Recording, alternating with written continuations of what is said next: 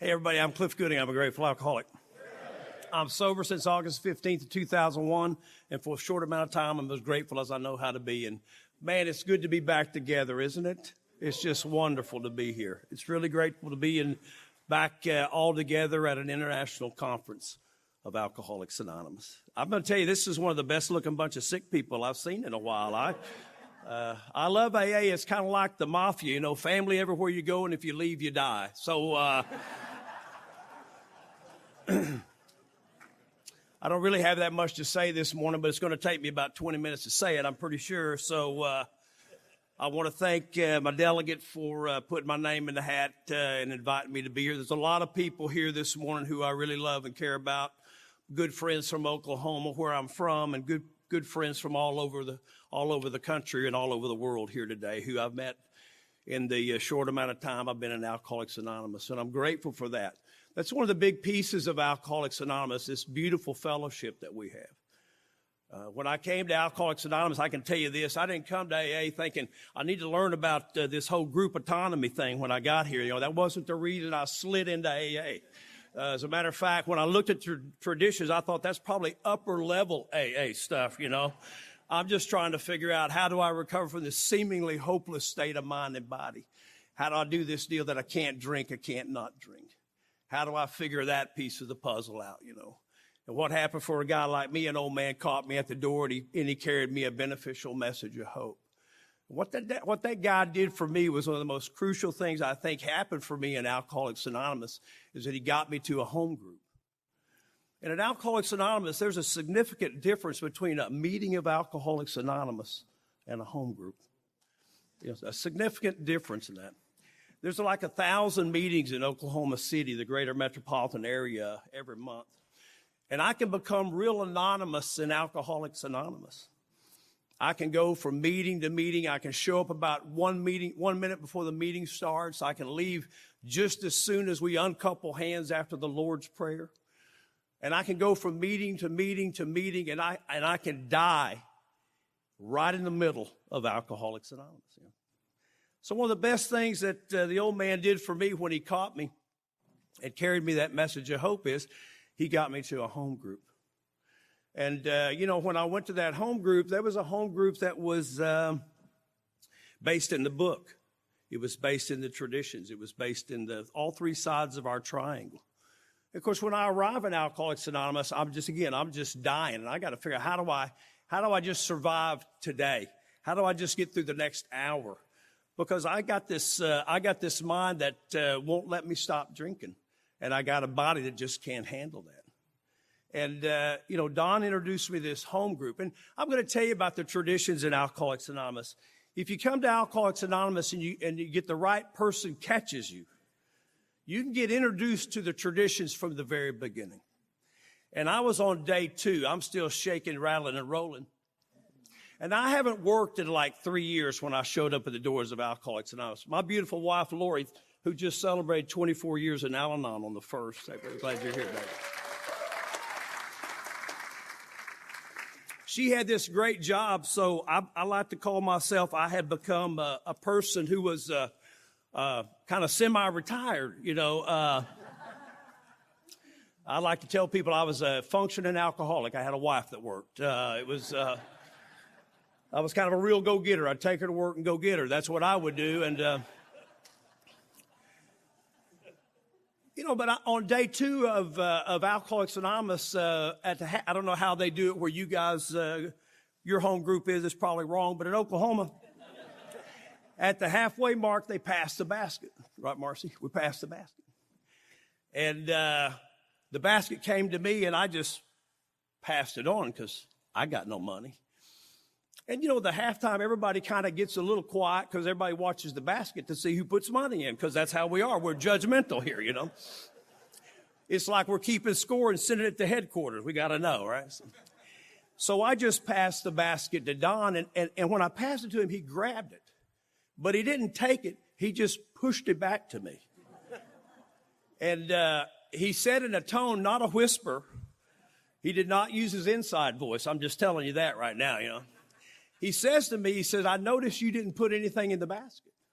And I tried to get quiet because I'm trying to encourage him to be quiet, you know.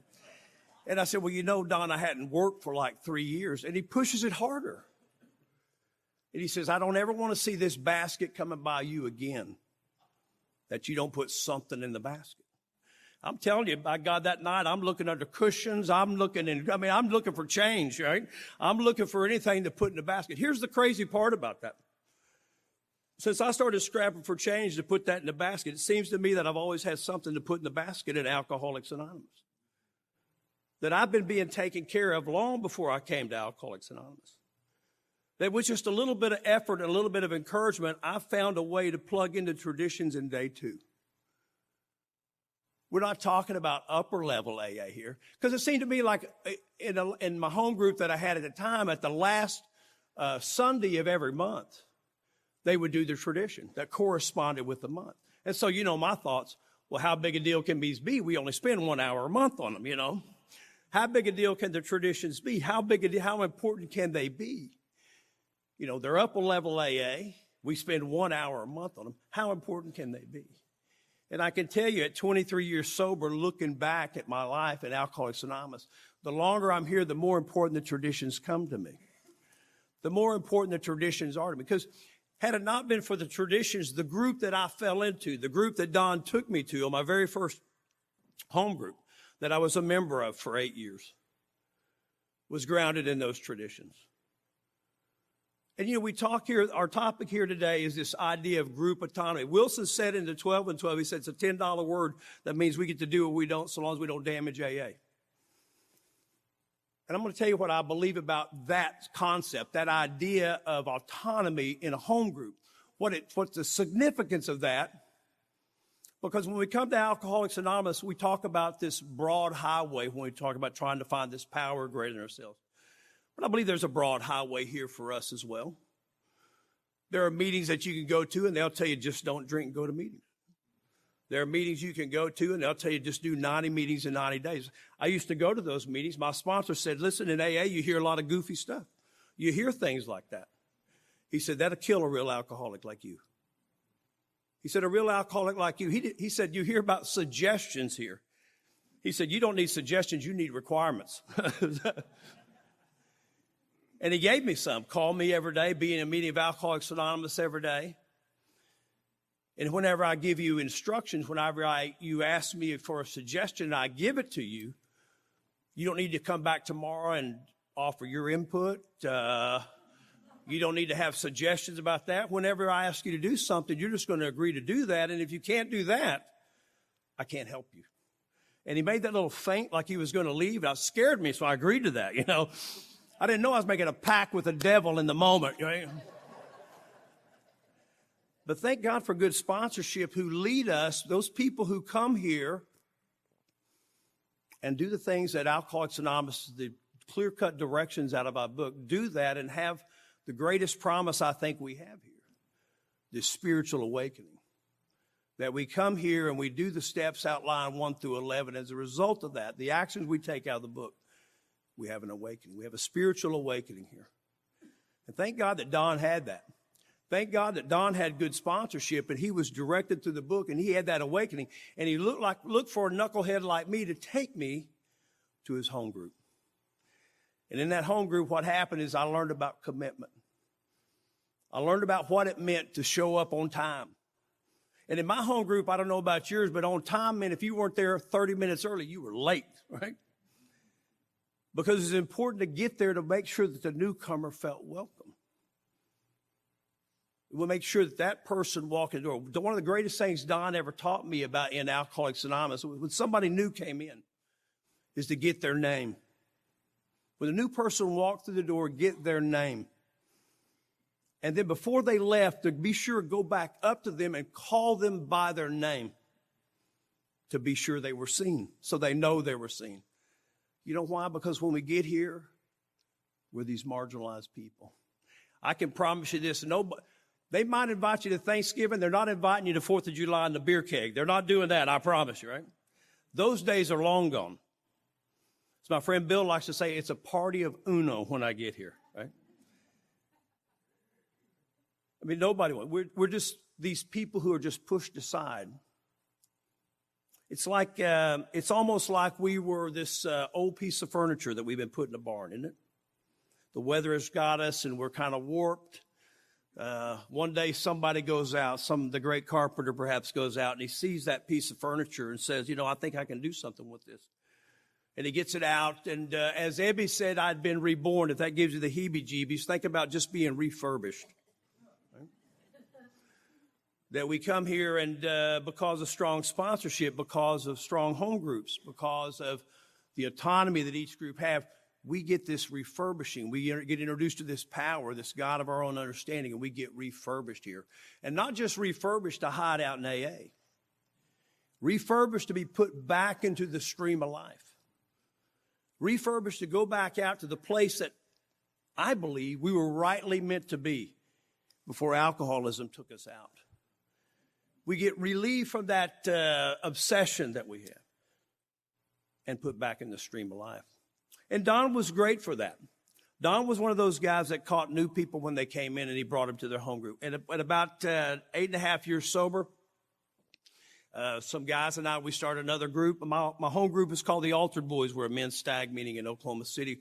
We meet on Wednesday nights at 6:30 in the basement of the church in Oklahoma City. If you're a woman, if you show up, you're welcome there. You're absolutely welcome there. Although we're a men's group, you're absolutely welcome in Alcoholics Anonymous if you come to our group. We've never had one come, but if you do, you're welcome. Huh? And see, that's the beauty of Alcoholics Anonymous. We can have these. We can have women's groups, men's groups. We can have our own groups. We can set it up the way we want to, so long as it doesn't impact Alcoholics Anonymous as a whole. And in that group and in that structure, you guys missed it. I'll start over. Glad you're here, brother.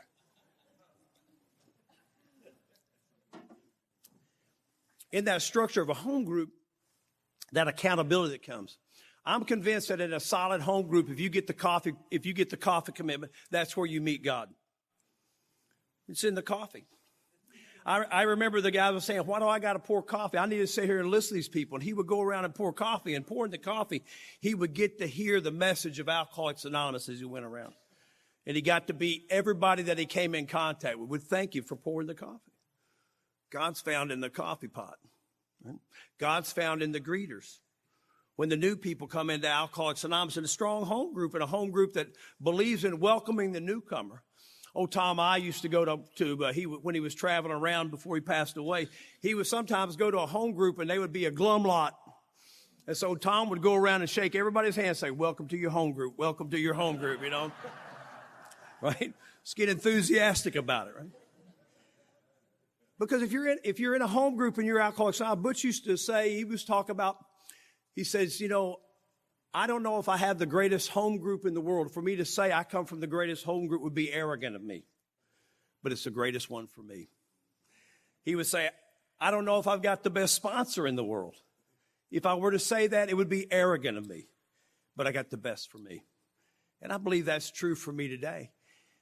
I got a guy by the name of Bob B. out of St. Paul, Minnesota. He's been my sponsor for about the last 5 years. And that relationship that I have with him has blossomed because of the great connection to the home group that I have. When I was about 9 years sober, I ran into some trouble in Alcoholics Anonymous. Sometimes I think we come here and we talk about, I hear speakers from behind the podium talk about coming to Alcoholics Anonymous and all the great things that happened to them. And I'm not to suggest. You need to know that my life has been on an upward trajectory since I got here. I'm back re-employed. I'm a lawyer. I practice law out of the building I was evicted from. So that's what that's about, My life has been on an upward trajectory. But I've had some problems in Alcoholics Anonymous. And I think we're less than honest with new people. If we stand behind the podium and we talk about the many gifts and blessings that we have in Alcoholics Anonymous, which I don't want to lose, by the way. But that we have problems here. People have problems in Alcoholics Anonymous. And about 9 years sober, I ran into some trouble here. It was a period of what my friend Mike likes to talk about, my tent and tambourine period, my evangelical period here at Alcoholics Anonymous. My wife just likes to call it when you were over sober. That's what she says. So. And I quit sharing my experience. I started telling people what to do. And if you didn't do it this way, you're wrong. And I talked bad about your home group. If you didn't do it the way I thought it would. One of the things is, one of my blind spots that my buddy Ralph talks about, which I certainly have, if your experience is not my experience, I discount it. It's a blind spot. If your experience isn't what mine is, I discount that. But I know it's a blind spot of mine. So what I would do is I was a tradition breaker, man. Talk bad about your home group. Talk bad about what you guys did over there. If you don't do it this way, just really, I got really sick in Alcoholics Anonymous. Somebody had on the tradition breaker. They should have arrested me right there. The tradition police could have just locked me up, right? But here's the beautiful part about Alcoholics Anonymous and good home group. We don't shoot our wounded here. We don't kick anybody out of here. Come to Alcoholics Anonymous, say you're alcoholic, you're welcome here. You're welcome here. And I got really sick, and my wife called me one day and said, Clif, I'd like to see you after work today. And I thought, oh, my God, I could probably help her. I'll get home early. And she came in and she said, I don't know you. I mean, you're physically sober, but spiritually, emotionally, you're not. And I'm going to have a sober home, and you got to go. Now, I've been kicked out of my house in my drinking days, but this was in my sober days, and this was coming off right after chairing our area conference, about 1,800 people. It was I'd just been elected as our alternate area chair. I mean, I was making my name for myself in an anonymous program, which ought to tell you, Ryan, how sick I was. But what happened was, I went and lived with a member of my home group for about 3 or 4 months, and he spoon-fed me Alcoholics Anonymous back to health. See, my home group didn't kick me out just because I went insane in Alcoholics Anonymous. Good home group won't kick you out. They'll just love you. We talk about sometimes that we'll love you till you love yourself. That's not what we say in our home group. We say we'll love you till you can learn to love somebody else. You go to a treatment center where they're all cleaned up down there, that's easy to love those people. Smell good. It's difficult when they come in and they smell and they've just vomited on themselves, they cuddle up next to you. That's the people we learned how to love here. That's the people they taught me how to love in Alcoholics Anonymous. And a good home group that believes in the traditions and in service and in recovery, they pass that along.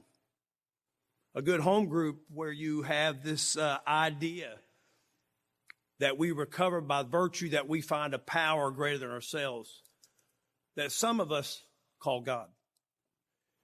A good home group where they welcome people in, where they give them a cup of coffee. And if they're shaking, rattling, rolling, they'll give them about a third of a cup. They'll park them down, And they show them love by giving them a third of a cup of coffee all night long. And in Alcoholics Anonymous and in good home groups here and all over this world, recovery begins, as our forward to the third edition says, when one alcoholic begins talking to another. Thank you.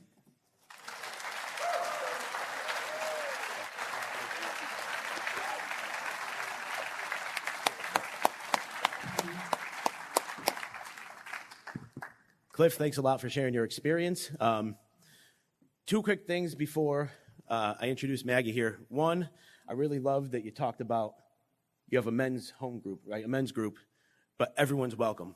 I had an experience with brand new guy. My buddy loved the man. We went to a women's meeting by accident, right? I read the schedule wrong, so it's ultimately on me. But so we went to this meeting, and they were just like, "Oh, this is a women's group," and I was like, "Oh shoot, it is." But we weren't welcomed, right? We were just like, all right, there's a meeting up the street in an hour. And thankfully, I knew how to get them to a meeting, right? But that was their group conscience, and each group has the right to do whatever they want. And thankfully, we have some groups out there that they have a different perspective on that. So thank you for sharing on that. And then, Lori, was it? And all the Al-Anons here, thank you for doing what you do, because without you, AA could not have grown the way we have. So thanks a lot.